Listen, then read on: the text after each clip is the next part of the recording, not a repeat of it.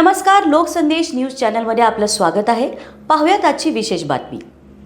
Ward क्रमांक 10 मधील तात्यासाहेब मळा परिसरात शिवदात अपार्टमेंटच्या मुख्य दाराजवळ गेल्या 3 महिन्यांपासून एक उघडा ड्रेनेज खड्डा तसाच ठेवण्यात आला आहे. या खड्ड्यामुळे परिसरातील नागरिकांना मोठ्या गैरसोयींना सामोरं जावं लागत आहे. लाकूड वखारजवळ असलेला हा खड्डा सार्वजनिक आरोग्यासाठी धोकादायक ठरतो आहे. पावसाळ्याचे दिवस जवळ येत असताना या खड्ड्यात पाणी साचण्याची शक्यता असून डेंग्यू, मलेरिया यासारख्या रोगांची भीती व्यक्त केली जाते आहे. स्थानिक नागरिकांनी यावेळी अनेक वेळा महापालिका कार्यालयाकडे तक्रार केली असून अद्याप कोणतीही कारवाई झाली नाही. महापालिकेचे अधिकारी झोपले आहेत का? कोणीतरी या खड्ड्यात पडायची वाट पाहत आहेत का? असा संतप्त सवाल स्थानिक नागरिकांनी केला आहे. लोकप्रतिनिधी आणि संबंधित अधिकाऱ्यांनी तातडीनं दखल घेऊन या खड्ड्याचं काम पूर्ण करावं अशी जोरदार मागणी परिसरातील रहिवाशांनी केली आहे. अन्यथा आंदोलनाचा इशारा दिला जातो आहे.